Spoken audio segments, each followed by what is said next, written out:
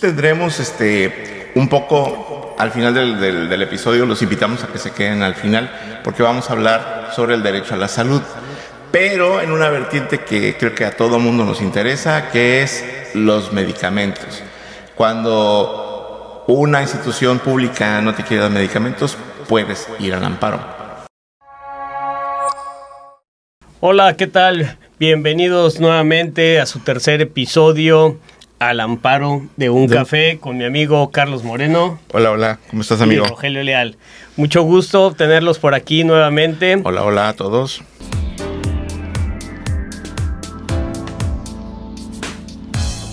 Ha sido un placer leer todos sus comentarios y todo lo que nos han escrito respecto a los temas pasados.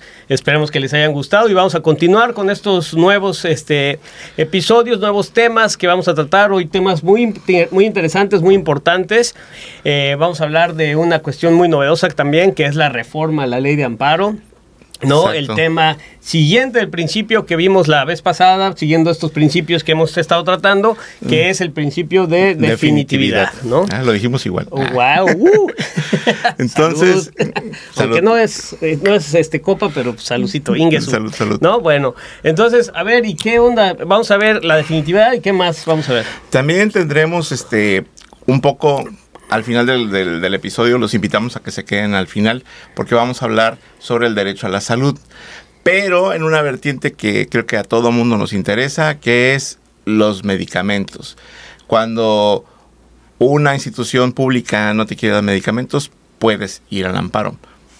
Correcto, ¿no? Correctísimo, sí. Y esto es un tema muy interesante que creo que a todos nos concierne, porque pues tenemos familiares de repente ahí que, oye, que mi papá se enfermó, mi mamá se enfermó, o que mi papá necesita un medicamento y está afiliado al IMSS o afiliado al ISSSTE y resulta que no le dan sus medicamentos. De repente va, oye, los medicamentos y no los hay, ¿no? Claro. De eso vamos a hablar más adelante, pero por el momento vamos a hablar ahorita de inicio, antes de entrar al tema del concepto de definitividad y todo este principio que nos rige. Si a hablar de un tema bien interesante que en fechas recientes acaba de publicarse la otra reforma a la ley de amparo, ¿no? Por si no fueran suficientes, ¿no? Por si no fueran suficientes, o una más, ¿no? Pues total, una raya más al tigre. Y bueno, ¿qué tenemos de esta nueva reforma? Realmente hubo mucha, de repente salió publicada la reforma, como que nadie nos avisaron que iba a haber una reforma, y al momento de salir, de repente empezaron a tocar, incluso me llegaron chats ahí del WhatsApp. Que había mucha confusión, ¿no? Había mucha confusión y diciendo que se había reformado la ley de amparo con temas de la reforma del 2013 y que decían, no, se reformó en todo este sentido. Y yo leí y dije, ¿qué? Pues no, esto no es, esto es de la reforma anterior, no es de la actual, ¿no? Entonces como que nada que ver. Empezamos a comentar y hicimos el comparativo. Exactamente. Pero es que la confusión surgió porque como viene redactada la reforma, así publicada en el Diario Oficial, pues nada más vienen las partes en las cuales hubo alguna modificación, ¿no? Pero cotejándolas pareciera que estaban exactamente iguales, ¿no? Exacto, sí, propiamente cambió nada más en un lenguaje inclusivo, inclusivo en donde pues se dejó de tratar como quejoso únicamente, ahora se trata como persona quejosa, igual el tercero interesado, pues se le decía nada más así, tercero interesado, como si fuera un masculino, y ahora se hace de manera inclusiva la persona tercera interesada, igual en el Ministerio Público, él o la Ministerio Público, el juez o la juez, etcétera, temas meramente inclusivos en la reforma fue uno de los cambios que se llevó a cabo. La otra, aunque dicen por ahí que se hizo dicen, se modificó la circunstancia que fueran inatacables los criterios del Tribunal de Disciplina y los criterios que vayan a emitir el nuevo Consejo de Administración con la reforma ya a entrar en vigor próximamente. Y bueno, dijeron, oye, hay esta situación, la inatacabilidad de las determinaciones del Tribunal de Disciplina y del órgano de administración. Pero pues ya estaba, ¿no? Con el Consejo, o sea, nada más se sustituyó. Es una causal de improcedencia que siempre ha existido, nada más que antes decía del puro Consejo de la Judicatura Federal que no procede el juicio de amparo en contra de esta, y ahora se establece pues con los nuevos órganos de administración que van a tener la parte administrativa del Poder Judicial de la Federación y ante la división del tribunal de que este órgano, el Consejo de la Judicatura antes tenía las dos cosas, la cuestión de la disciplina y la cuestión de la organización administrativa. Ahora se divide y está el Tribunal de Disciplina y el órgano de administración. Contra cualquiera de esos determinaciones de estos dos órganos va a ser procedente el juicio de amparo. Y esto realmente pues siempre existía, nada más que decía Consejo de la Judicatura Federal, ¿no? Claro, ¿no? Y mucho antes la Corte abarcaba esas cuestiones. Ya después surgió el Consejo de la Judicatura y ahorita, bueno, ya se parte incluso en disciplina y cuestiones administrativas. Correcto, ¿no? sí. De hecho, por ejemplo, en lugar de Consejo de la Judicatura Federal se sustituye por órgano de administración judicial. Igual también hace una referencia ya del Código Nacional de Procedimientos Civiles, sí, exacto, ¿no? Porque pues se sigue utilizando en la ley de amparo el Código Federal de Procedimientos Civiles y ahora ya se hace supletoria. Ajá. Y ya se hace de forma supletoria que, ojo, todavía no entra en vigor el Código Nacional de Procedimientos Civiles. Ya se modificó, eso sí es, digo, ya se entró en vigor, como en preparación. Pero así como el Código Penal va a necesitar una declaratoria de aplicabilidad por cada entidad federativa, y también el Poder Judicial en su momento tiene que solicitar esta entrada en vigor del Código Nacional, y ya cuando haga esa solicitud es que entonces entrará en vigor y ahora sí nos será aplicable ya sus preceptos a todos los en todo el país, ¿no? Sí. Y por entidades federativas van a igual ir pidiendo su solicitud de aplicación, ¿no? Sí, como dices, como pasó con el Código Nacional, ¿no? de Procedimientos Penales. Sí. Al final de cuentas es una preparación de la ley de amparo para cuando lleguen esos momentos, pues ya que estén todos los estados alineados, bueno, pues ya no hay mayor necesidad. Tendremos que irnos ajustando a la nueva terminología también que está utilizando la ley de amparo, porque es bastante importante en las sentencias, en los acuerdos, en todas las determinaciones, incluso en nuestro speech diario como juristas, sí, acostumbrarnos a hablar con lenguaje inclusivo, incluso dentro del propio órgano, sí, o con los litigantes o en general. Incluso, ¿no? En las sentencias, ¿no? En las resoluciones, los acuerdos, todo que se emita, se diga persona quejosa, no el quejoso, que normalmente lo utilizamos como parte quejosa, ¿no? Para no hacer distinción entre quejoso o quejosa, sino decíamos la parte quejosa. Bueno, ahora podemos decir la persona quejosa. Igualmente se cambió Distrito Federal por Ciudad de México, que ya es la nueva denominación de la Ciudad de México, bueno, de lo que era el Distrito Federal. Y pues también una cuestión importante es que ya también se quita lo de los salarios mínimos diarios, el número de salarios mínimo diario, y se establece ya con las sumas, ¿no? La unidad de medida y actualización. Y eso sí, ojo, ¿qué pasó en eso? No, elevaron las multas, ¿no? Muchísimo, por todos lados. Muchísimo, elevaron las multas, muchísimo. O sea, algunas que estaban en 30 subieron a 100 o a 60. Sí, la de 100. Otras de 130 hasta 1000. O sea, sí subieron las multas bastante. Y de eso casi nadie ha dicho nada, no se han percatado de que sí subieron bastante las multas, ¿no? Por las multas que se establecen, vamos a explicarlo, ¿no? Para los que no sepan bien, las multas que se imponen ante las circunstancias de las obligatoriedades que tienen las autoridades responsables o las partes, vamos a ponerlo como las partes en el juicio, de hacer algo, y que la propia ley de amparo prevé que si no cumplen con ello se les podrá aplicar una multa, y siempre trae un mínimo y un máximo. Bueno, ese mínimo y ese máximo aumentó. Claro. No nada más cambió en UMAS, sino aumentó en el número de UMAS, ¿no? Sí, sí. Y monetariamente es más. Es muchísimo más. Muchísimo más. Sí, llama la atención que se hayan elevado las multas, ¿no? Sabemos que entre más alta la multa, pues a la autoridad responsable o a quien va dirigido cierto apercibimiento o requerimiento, pues como que le pone más cuidado, ¿no? Esa es la razón de la multa. Y la razón de subirla, pues no sé qué será. Vaya, tal vez el gobierno federal quiera captar más ingresos. Más ingresos, ¿no? Porque sí se capta una buena cantidad. O fortalecer también, viéndolo desde otro punto de vista, fortalecer el juicio de amparo en el sentido de darle importancia a las determinaciones judiciales, ¿no? Sí, y que las autoridades cumplan con lo que se le está exigiendo, ¿no? Bueno, y finalmente lo vemos realmente como algo bueno, en realidad. Sí, fue algo bueno, claro. No es algo criticable, es algo bien. No, lo estamos comentando decirlo. Para que... Exactamente. Como un algo novedoso, ¿no? Como algo, para que se entienda la reforma. Y también, bueno, se hace la adaptación de que recuerden que anteriormente, bueno, actualmente la Corte está conformada por 11 ministros, pero con motivo de la reforma ya nada más va a quedar el Pleno conformado por 9 ministros. Y las salas desaparecen. Entonces, todas las alusiones que hacía la ley de amparo en relación a la votación mayoritaria de 8 votos, etcétera, pues ahora es de 6 votos porque son 9 ministros. Lo mismo que ya las reminiscencias que se hacían a las salas dejan de existir, deja de hacerse, se derogan esos artículos porque precisamente ya no va a haber salas. Únicamente se va a resolver por el Pleno y en lugar de 11 ministros van a ser 9 ministros, ¿no? Sí, de igual forma, donde decía Consejo de la Judicatura, pues ahora ya establece el órgano correspondiente, ¿no? Ya vimos que es disciplina o administrativo, pero ya se menciona, ¿no? Correcto. Y bueno, pues con esto realmente son las reformas que hubo a la ley de amparo. Como ven, no son muy trascendentes jurídicamente hablando, pero sí deseable hubiera sido que trataran algunos temas más profundos, como esto de las comunicaciones que todavía se hacen por telégrafo o las comunicaciones que todavía se hacen por correo certificado, que hubieran podido ser ya por correo electrónico todas las notificaciones y algunas otras más, que es otro tema muy interesante que podremos tratar de cuáles serían los cambios que pudiera sufrir la ley de amparo en beneficio de hacer más accesible la justicia a los justiciables. Pero bueno, vamos por partes, claro, y como dice el carnicero, vamos por partes y vamos bien, creo que vamos bien. O sea, sí, en ese sentido fue una buena reforma. Sí, déjenos sus comentarios y si quisieran que abordáramos más el tema de las reformas a la ley de amparo, pues con gusto lo consideramos. Como contexto, al tiempo que estamos grabando este podcast, este episodio, la semana pasada fue que salió, ¿no? Sí, exactamente. Entonces, ¿no?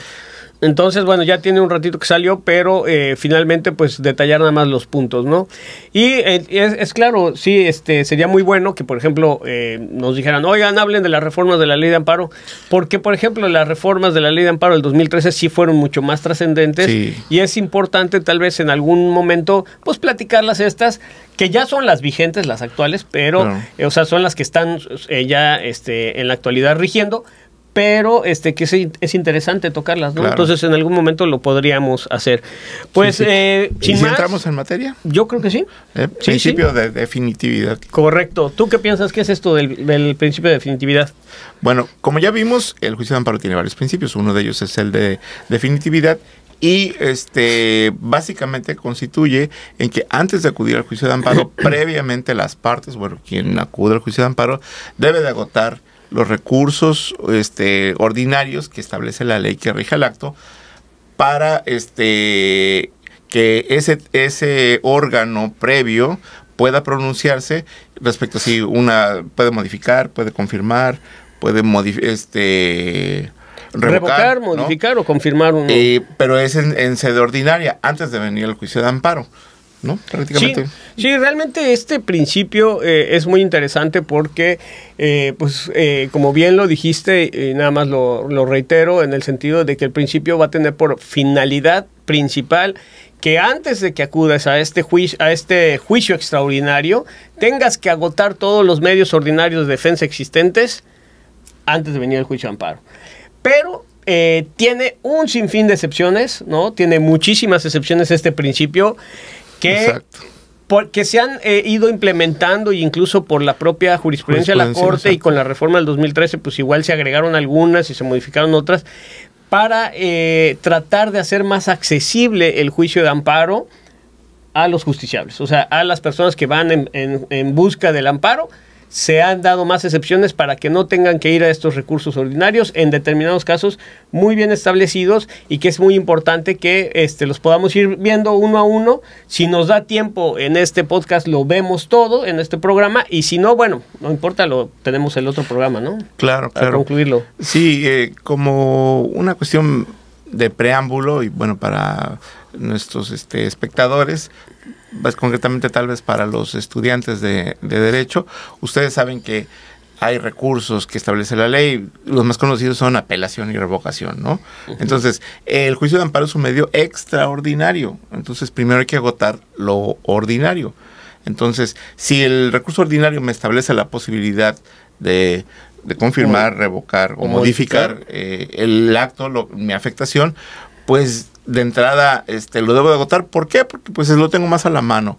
¿Por qué? Porque pues la propia autoridad o una autoridad superior a la que me dictó, pero de instancia, es quien me va a resolver el conflicto que yo tengo pendiente antes de agotar el juicio de amparo, antes de acudir. Sí, es como no voy a quemar el cartucho del amparo si antes tengo ¿no? Sí, claro. Y además porque el juicio de amparo pues es un juicio extraordinario, ¿no? No olvidemos que no se trata de un recurso, sino se trata de un juicio extraordinario, ya lo platicamos en el primer programa, y pues en atención a esto tampoco puede ser que sea accesible el juicio de amparo en todos los casos. Exacto. Porque pues si no también rebasaría la capacidad del Poder Judicial de la Federación a través de sus jueces y magistrados de poder atender todo, porque entonces toda la justicia se quedaría ahí. Si de por sí ya tenemos bastante trabajo, pues ahora esto pues desbordaría, ¿no? Entonces de alguna manera sí es una forma sí de restringir, pero con una justificado legalmente, ¿no? Y bueno, vamos a la primera excepción, que es una de las más importantes, y esta excepción es que el juicio de amparo no vas a tener la posibilidad de acceder al juicio de amparo sin necesidad de agotar ningún medio ordinario de defensa cuando reclames actos que están establecidos en el artículo 15 de la Ley de Amparo, que son actos de peligro de privación de la vida, deportación, destierro, tortura, palos, azotes, de los que están previstos en el artículo 22 constitucional, privación de la libertad, ojo, fuera de procedimiento. Sí, esto después causa confusión, pero en un momento lo comentamos. Sí. Ajá. No, pues adelante, a ver, dime qué onda con esto. Sí, bueno, yo tengo... anteriormente estuve en otra ciudad, ahorita estamos en Mérida, estuve en otra ciudad, pero había un abogado muy combativo que en una guardia quería presentar una orden de aprehensión, ¿no? Sí. Y decía, es que me la es una privación de la libertad. Es una privación de la libertad. Sí, pero esta es dentro del procedimiento y la ley dice que es fuera del procedimiento. Entonces a veces como que les cuesta trabajo a veces identificar cuándo es fuera del procedimiento, cuándo es dentro del procedimiento, ¿no? Fuera del procedimiento lo consideran ellos porque pues no saben nada y nada más de repente van, ¿no? Ajá. Pero previamente ya hubo una integración de carpeta de investigación, ya hubo una consignación, otra cosa, ya un procedimiento.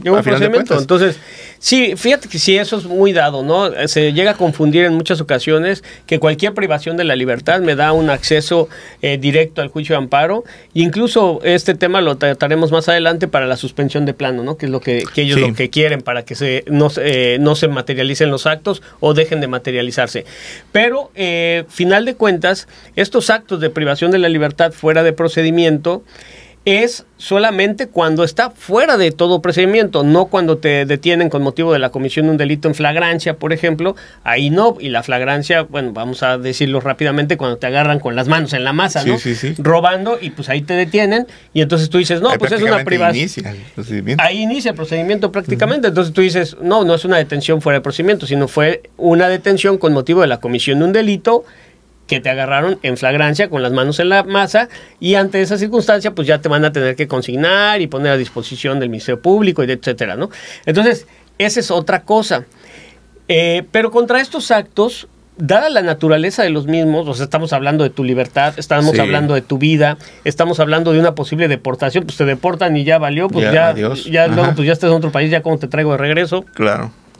Y que te estén dando palos, azotes, tortura, que digan, no, pues bueno, mira, sí te están torturando, pero tienes que promover un recurso. Ya después vienes, pues, no, obviamente no puede ser así, que te sigan dando de palos en los que promueves tu recurso. No, por eso es la excepción. Es, oye, ante los derechos fundamentales que están en juego, como ya los dijimos, muy importantes, ¿no? Tan importantes, la ley dice, hay excepción en estos, y no promueve tu juicio de amparo de manera directa, que recordemos, el juicio de amparo tiene como objeto pues proteger los derechos fundamentales de las personas, los derechos humanos de las personas, ¿no? ¿Y qué otra excepción podríamos hablar?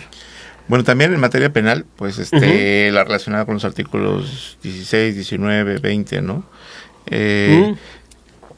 Cuando el acto es violatorio de esos artículos, pues no es necesario agotar la apelación o la revocación, directamente puede promover la demanda de amparo la persona quejosa, y ya eso ya muy actualizado. Sí, hay que irnos acostumbrando.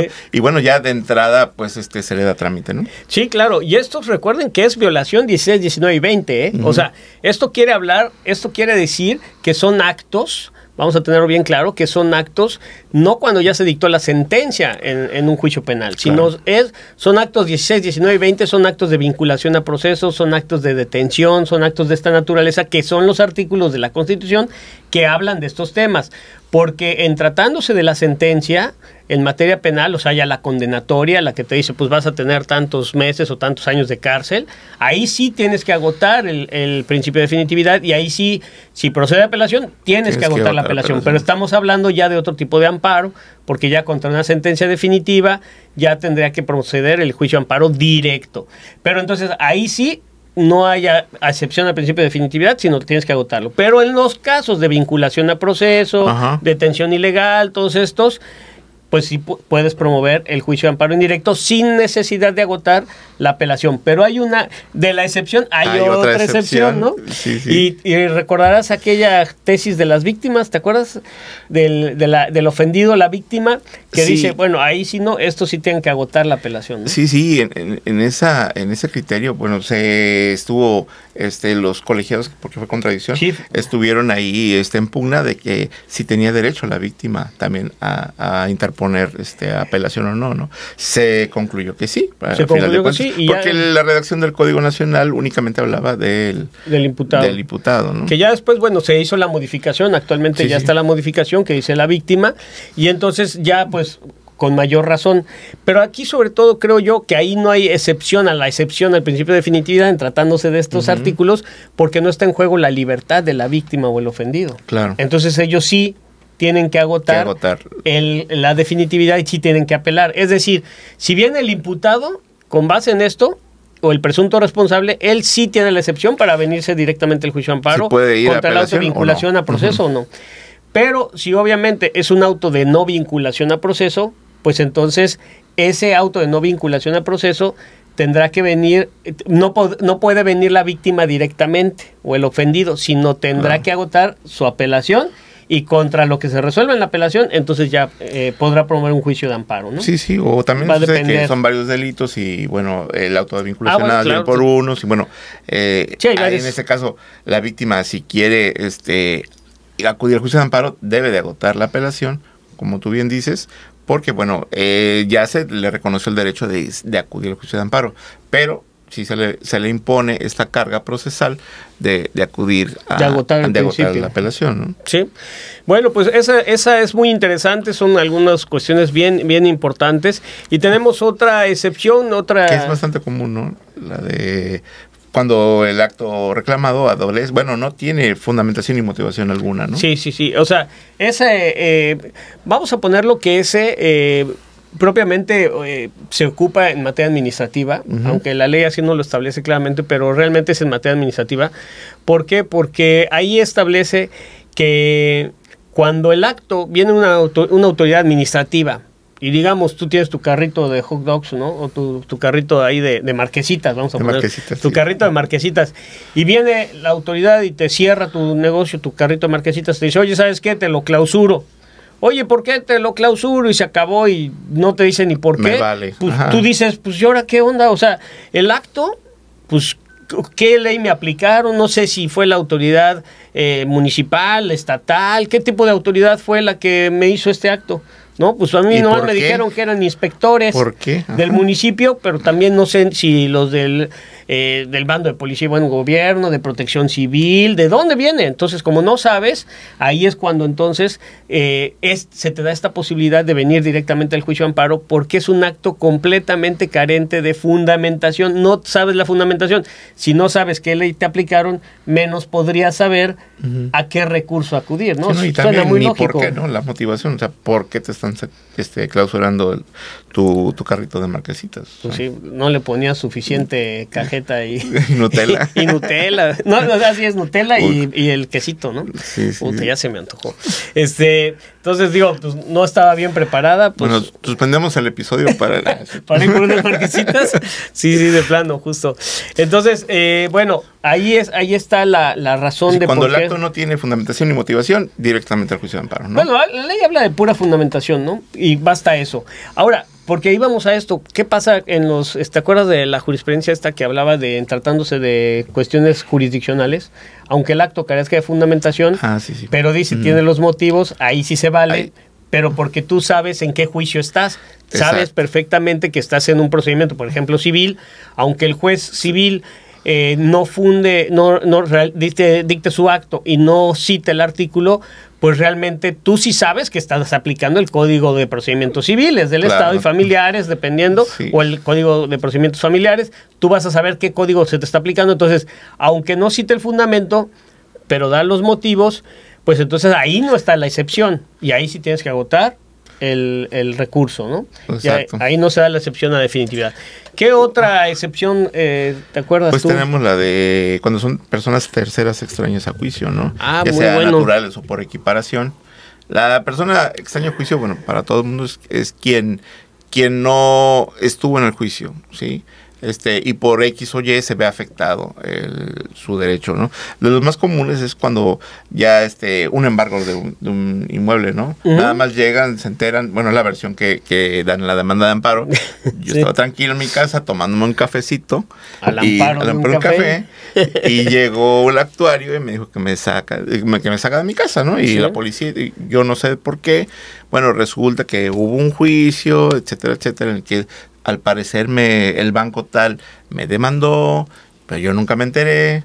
Entonces ya el juicio caminó, hubo sentencia, ejecución, ya remataron, ¿no? mi casa y ya tengo la policía en la puerta, ¿no? Sí. Entonces, ¿qué hacer? Bueno, en ese caso yo soy un tercero extraño porque yo no me enteré, ¿no? A final de cuentas. Bueno, ahí poniéndonos un poquito más doctrinarios, ¿no? Hagamos la distinción entre el que es el tercero extraño natural y el tercero extraño equiparado, ¿no? Que el caso que tú dices es un tercero extraño equiparado. ¿Y por qué la distinción? Bueno, el tercero extraño natural lo entendemos como aquel que no tuvo nada que ver en el juicio, que ahora sí que yo no tengo nada, es que no tenía por qué ser llamado, sino que no tuvo nada que ver en el juicio. Por ejemplo, vamos a tu ejemplo, ¿no? Que pues tú estás ahí en tu salita echándote tu cafecito, tranquilo, y vienen a avisarle al vecino, vienen a emplazar al vecino en un juicio mercantil, le tocan al vecino, sale el vecino, y dice, oye, ¿sabes qué? Te vengo a emplazar a este juicio ejecutivo mercantil, te requiero de pago, y si no te embargo. Y el vecino dice, pues no, tengo para pagar, ¿no? Pues embárgame. Y embarga tu carro, que pues como es tu vecino, tu carro estaba afuera y embarga tu carro. Y tú, oye, pero ¿qué onda? Pues ese es mi carro. Tú no tenías que ser llamado a juicio, no tienes nada que ver con el juicio, pero te causó una afectación a tus derechos, ¿no? A tu derecho de propiedad, porque ya te embargaron tu carro. Entonces, tú vas ahora que está en junio el cambio de placas, ¿no? Vas a hacer el cambio de placas y te dicen, no, papá, pues aquí tu carro está embargado y te lo detengo. Ahora te lo retengo y no te lo regreso. Oye, ¿y entonces qué hago? ¿Qué puedo hacer? Promueves un juicio de amparo. Promueves un juicio de amparo como tercero extraño natural. Claro. Y por eso es la excepción. No tienes que agotar no puedes ir al juicio mercantil porque si tratas de ir te van a decir, pues usted no es parte, señor. Aquí usted no tiene vela en el entierro, no puede actuar. Oye, pero me embargaron mi carro. Sí, pero tú no tienes vela en el entierro. Entonces no puedes promover. Lo que promuevas te van a formar un cuadernillo y te van a decir, no eres parte. Entonces el tercero extraño natural. Y el tercero extraño equiparado es aquel que, debiendo de haber sido llamado a juicio, no fue llamado, o que fue llamado ilegalmente, ¿no? Te llevaron un emplazamiento deficiente, tú nunca te enteraste, y pues se llevó todo el juicio a tus espaldas. Claro. Pero por un ilegal emplazamiento, ¿no? Sí. Entonces ahí está la distinción más clarita de doctrinal, si queremos ponerle, del tercero extraño natural y el tercero extraño equiparado, ¿no? Sí, bueno, en este caso de todos los terceros extraños, están exentos de agotar el recurso ordinario, ¿no? Ajá, claro, exacto. Para ya acudir directamente al juicio de amparo, ¿no? Exactamente, sí, cualquier tercero extraño equiparado. Bueno, nada más aquí sí hay que hacer una distinción bien clara, ¿no? Porque esto se da, además, muchas veces hay la confusión y que vienen a los juicios de amparo y terminan sobreseídos, porque el tercero extraño equiparado, mientras el juicio esté vivo y no se dicte sentencia, él tendrá, como si es parte en el juicio, pero se dice mal llamado a juicio y que se enteró esporádicamente o se enteró porque... Fortuitamente, ¿no? Por alguna razón se enteró, pues resulta que entonces va a decir, oye, pues ¿sabes qué? Me acabo de enterar de que este juicio está en mi contra y ¿ahora qué hago? Pues entonces tienes ahí sí la opción, si no se ha dictado sentencia, de agotar el recurso. Bueno, no la opción, tienes la obligación de agotar el recurso porque eres parte. Claro. Salvo que si ya se dictó la sentencia, entonces ahí sí podrás tú promover el juicio de amparo. Pero Sí. ya se dictó la sentencia, entonces ya no puedes interponer, por ejemplo, un incidente de nulidad de notificación, ¿no? Que Ajá, es el justo. argumento, normal es que no fui llamado o fui llamado ilegalmente. Bueno, pues no se ha dictado sentencia, debes de interponer tu incidente Ajá. ante la autoridad ordinaria. Ordinaria. Pero ahí sí, o sea, lo que sí se establece ahí, la excepción para el tercero extraño equiparado, dictada la sentencia y que todavía estuviera en el periodo de apelación, no tiene que agotar el recurso de apelación, él podría venirse directamente al juicio de amparo, porque incluso en la apelación no podría ofrecer prueba. Ujú, Y la otra exacto. confusión es en amparo directo, porque dentro del amparo directo dice, en el amparo directo dice, oye, ¿sabes qué? Tú puedes promover contra el ilegal emplazamiento dentro de las ¿cómo se llama? Dentro de las fracciones que establece la procedencia del juicio de amparo directo en materia civil, dice contra el ilegal emplazamiento. Y muchos dicen, no, pues me voy a esperar, ya se dictó la sentencia definitiva, me voy en amparo directo allá. Y el tribunal colegiado pues, se declara incompetente y dice, no, ¿sabes qué? Esto es de amparo indirecto. Y la razón Vamos, es la porque en el jurisdicción amparo escalonada. indirecto Ajá. puedo demostrar la ilegalidad del emplazamiento ofreciendo prueba. Y en el Claro. amparo directo ya no hay prueba. Entonces, ante esa circunstancia, para dar mayor beneficio, es que se les permite, ¿no? Sí, exacto. Y ahí estaba lo de la jurisdicción escalonada, ¿no? Al final de cuentas, ¿no? Ándale, esa es buenísima, Sí, explícala, porque explícala. bueno, sucede mucho que, bueno, se enteran de que ya el juicio concluyó, se enteran del sentido de la sentencia adversa, incluso tal vez de la apelación, y promueven el amparo directo, pero dentro de los conceptos de violación, dentro de los motivos que se están doliendo. El amparo indirecto. No, en el directo. Ah, ok. Ahí plantean lo de que no fueron del llamados, emplazamiento. lo de Ah, ok. ilegal emplazamiento. Bueno, ahí el colegiado, pues lo que hace es atender ese acto reclamado, mandarlo al órgano inferior, bueno, al juzgado de distrito para que se analice en amparo indirecto, El emplazamiento. Y ya una vez agotado esta cuestión, pues ya se regresa. En caso de que se le niegue el amparo, pues se regresa a la jurisdicción, ¿no? Y lo mismo pasa en el indirecto. O sea, si ellos no agotan el amparo directo, sino dices, oye, pues sabes que yo voy a promover amparo indirecto como tercero extraño equiparado, ya se dictó la sentencia, y impugnas tanto el ilegal emplazamiento como la sentencia, o el laudo, digamos, en materia laboral. Pero sí veniste originalmente en amparo indirecto, reclamando el ilegal emplazamiento, pero dices... Y también reclamo el laudo y sí. haces valer conceptos de violación a atacar De fondo el laudo o la de sentencia. Ajá. Entonces ahí sí el juez de distrito tendrá que analizar la legalidad o ilegalidad del emplazamiento, y de considerar que fue legal el emplazamiento, entonces él ya no puede hacer pronunciamiento sobre la sentencia definitiva o sobre el laudo, sino tendrá que, precisamente en jurisdicción escalonada, decir, esta parte de la sentencia definitiva tengo que reservar jurisdicción para que lo atienda el tribunal colegiado, porque yo no soy competente para atender sentencias definitivas o laudos. Claro. Y por consiguiente, una vez que causa ejecutoria esa sentencia, lo tendrá que mandar al tribunal colegiado. Que Exacto. el otro supuesto que decías tú, si promueve ante el tribunal colegiado, bueno, el tribunal colegiado lo manda al juzgado de antes distrito. de resolver el fondo, dice, Lo mando el balón con el juez de distrito para que analice si el emplazamiento estuvo correcto o no. Obviamente, si estuvo incorrecto, pues todo se retrotrae. Exactamente. ¿No? Y ya, bueno, sí, ya porque la sentencia ya no deja, ya deja de tener efectos, claro. Sí, pero sí. si no, pues entonces ya, oye, y nos dirá el tribunal colegiado, oye, estúdialo. Y si dices que fue legal, pues entonces ya me mandas, una vez que causa ejecutoria, me lo regresas, porque yo voy a analizar el fondo de la sentencia. Sí, justo, sí. Sí. Salud, qué bonito. Ahí vamos. Qué bonito es lo bonito, ¿no? Bueno, pues ¿Qué otras esperemos excepciones? que nos hayan entendido, ¿no? Porque parece un trabalenguas esto, ¿no? Sí, es un poco complicado, pero vaya, pero está también interesante. cualquier cosa en los comentarios, o sea, podemos abordarlo si tienen alguna dudilla de lo que hayamos dicho.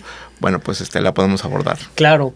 Y bueno, vamos con otra excepción que es en materia administrativa, cuando no existe la suspensión o la suspensión prevé mayores requisitos que la ley de amparo amparo para otorgarla, ¿no? Sí, o incluso la temporalidad es mayor, ¿no? Exacto, También. como requisito, ¿no? Ajá, que yo para- como peleé eso en su momento, que yo decía, bueno, pero ¿por qué si eso es un requisito de la suspensión? Pero finalmente la Corte dijo, no, si el plazo para resolver sobre la suspensión es mayor que el del juicio de amparo, hay que agotar, hay excepción al principio de definitividad. Sí, claro, es muy común, por ejemplo, que contra un acto administrativo proceda por regla general el juicio de nulidad, ¿no? Ajá. Pero bueno, vienen a Calampar, bueno, se analiza y se dice, bueno, no es cuestión de atenderlo ya, tienes forzosamente que agotar el juicio de nulidad. Pero dependiendo del acto, a veces es juicio de nulidad federal, Es juicio que de nulidad estatal. Perdón Entonces, que te interrumpa. Depende, ¿sabes qué? Mucho como decías ahorita, estatal, porque depende de los estados. Porque Exacto. algunas leyes de los estados, para allá iba, para allá iba. perdón, dale, Sí, dale. no, está bien, pero si es federal, bueno, pues no hay, es para toda la República, ¿no? Y ya Pero eso si ya hay es, jurisprudencia que tiene los mismos requisitos, ¿no? exacto, por ese lado no hay problema. La mayor controversia se da en los diferentes estados, porque cada estado tiene su propia legislación en materia administrativa. Entonces, y la procedencia y el proceso es distinto de un estado a otro. Y dependerá de si en esa legislación local cómo se contempla la suspensión, ¿no? O si la prevé. Generalmente sí la prevé, pero Sí. si son mayores requisitos o mayor temporalidad, pues en ese caso no es necesario que se vaya al juicio de nulidad y ya puede venir directamente al amparo, ¿no? Esto es muchas veces, por ejemplo, vamos a regresar al caso de la clausura de la Marquesita, que estoy babeando por una Marquesita, pero... Si le cambiamos a esquites. Bueno, vamos a ponerle el esquites, pues también es igual, ¿no? De ricos. Bueno, entonces, clausuran el carrito de esquites, de Marquesitas, de hot dogs, lo que quieran, o la tienda. Y entonces es un acto administrativo. Vamos a poner que en este caso sí fundaron el acto, o sea, sí te entregaron un acta donde dice los fundamentos y todo. Y a veces incluso en la propia acta dice, esta acta puede ser impugnada a través del juicio contencioso administrativo. Por ejemplo, Quintana Roo tiene dentro de su juicio contencioso administrativo que ellos reciben la demanda y dentro de 3 días la podrán admitir o no y resolver la suspensión. O creo que dice que la admite y en 3 días la suspensión. O sea, la cuestión es de que la temporalidad para resolver la suspensión tiene un término casi de 3 días para poder pronunciarse el tribunal. Aunque tiene de ahí, tiene esa situación y los demás requisitos son muy parecidos a la ley de amparo para pronunciarse sobre la suspensión, lo cierto es que en materia federal, en el juicio de amparo, la suspensión se debe resolver una vez que admites la demanda de manera inmediata. O sea, exacto. La ley de amparo dice que una vez que la demanda está en el órgano jurisdiccional, tienes 24 horas para resolver. Sobre la suspensión. Para pronunciarte sobre si la admites o la desechas. Ajá. Y por consiguiente, Y una si vez la admites, admitida, pronunciarte la suspensión exacto. de manera inmediata, ¿no? Entonces, esa circunstancia pues da la diferencia entre que en el contencioso administrativo pudiera ser de 3 días y en la ley de amparo de manera inmediata o 24 horas, y entonces al haber un plazo mayor, dicen es excepción al principio de definitividad y puedes venirte directamente al juicio de amparo. Creo que ¿no? en ese caso está Sinaloa, ¿no? Sí, Porque yo recuerdo que Quintana Roo también estaba en ese amigos de supuesto. Sinaloa, un saludo. Un saludo. Entonces, ese es uno de los casos que más se presenta, o a veces pues piden mayores requisitos, ¿no? Como, no sé, pues para la materia de la suspensión en el juicio de amparo es que la pida el quejoso y que no contravengan disposiciones de orden público e interés social. Uh-huh. Tal vez si allá le ponen que la pida el quejoso y otro requisito más, pues entonces ya hay mayores requisitos y no hay obligatoriedad de agotar el principio de definitividad.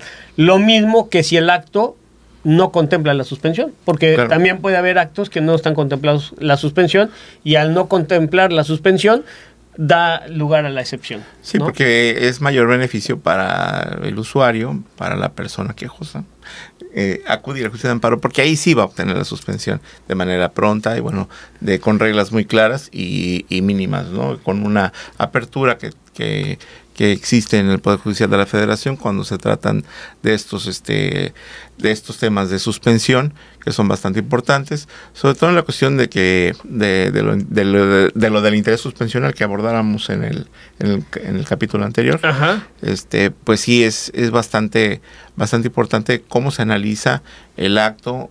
Son muchos factores que están en juego, y finalmente es la sensibilidad del juez, incluso que puede operar y en favor del quejoso, ¿no? Para que se le pueda conceder la suspensión. Exactamente.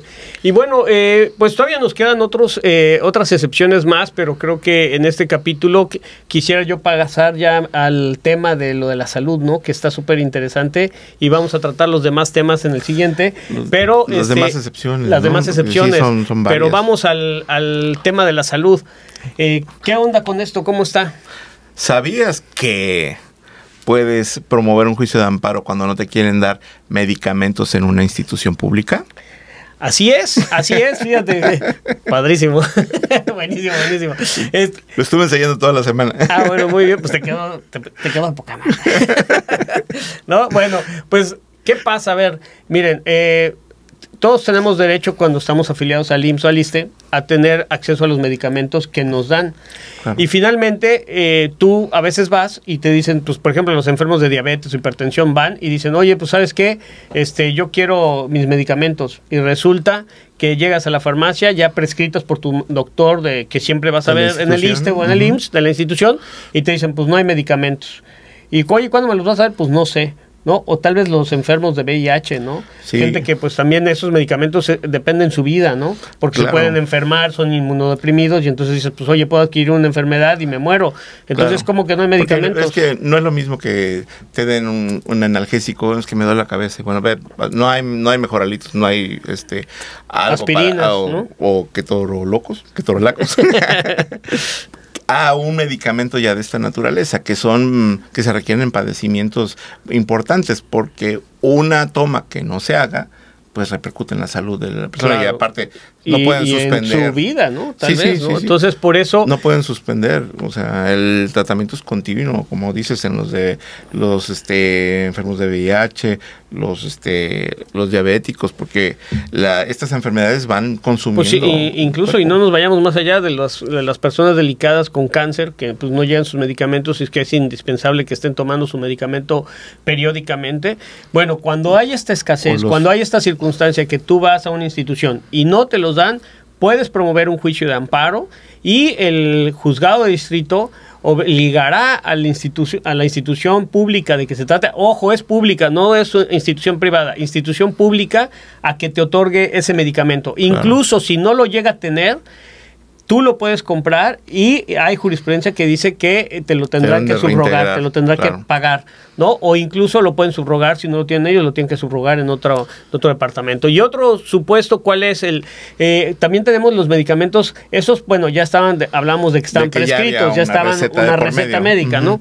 Pero hay medicamentos que no tienen receta, que, por ejemplo, no tienes receta de la institución pública, sino que fuiste a tu doctor, a tu médico particular, y te dijo, pues tómate esta medicina, y resulta que vas a la farmacia y cuesta 2,000 pesos, 1,500 pesos, y dices, oye, no inventes, es para una semana o para un mes, pues va dependiendo de la capacidad económica de cada quien, y que diga, oye, pero pues este medicamento me lo pueden dar en la institución pública. Existe la obligación de la institución de darme. Yo estoy haciendo una aportación al IMSS o al ISSSTE, entonces, en vía de consecuencia, esta institución debe de darme ese Ahora, tratamiento. Pero ojo, el juez de distrito no puede ordenar que te den ese medicamento. Eso es muy importante. El que te recetó el médico particular, el que te recetó el médico particular. Sino tendrá que determinar que te pueden dar ese medicamento. O sea, tendrá que determinar la institución que valore el tipo de medicamento que te están ofreciendo la institución, el médico particular, que se valore si ese medicamento sirve para tu enfermedad, y si es el más idóneo, es el mejor. Y de acuerdo a ese estudio, entonces podrá determinarse si es necesidad que te lo otorguen, incluso que se pudiera agregar al cuadro básico de salud o no, pero tiene que ser a través de un análisis que se haga, ya sea en la suspensión definitiva o en el fondo del asunto al momento de emitir la sentencia, Pero no puede el juez de distrito, eso sí que les quede muy claro, el juez de distrito no puede ordenar que se otorgue un medicamento con una receta de un médico particular a la institución pública. Eso no puede, porque eso sí podría poner en peligro, porque no sabemos si esto le pudiera causar una mayor afectación, al rato se muere la persona, ¿no? Sí, entonces, en el Poder Judicial no somos doctores para eso. Exactamente, no somos médicos. Entonces por eso necesita un análisis, y tú en todo caso la sentencia obligarás a la institución a que haga un análisis de esto para ver si es procedente. Y finalmente los medicamentos, que si están en el cuadro básico o no, ¿no? Y esto también pues es muy importante verificar esa circunstancia. Pero bueno, se nos acabó el tiempo, desgraciadamente. Los esperamos en el próximo capítulo. Seguiremos hablando, ahondando más sobre este tema y sobre el siguiente. Vamos a seguir con el mismo principio. Yo estaba diciendo que el siguiente principio, ¿no? Sí, nos quedamos a la mitad en los casos de excepción del principio de definitividad. Pues los abordaremos después. No se olviden, suscríbanse, denle clic a la campanita y los seguimos esperando. Suscríbanse más que nada, ¿no? Y ya es lo más importante. Síganos en redes. Comentarios, y aquí los estamos esperando al amparo de un café. Nos vemos. Hasta luego. Bye.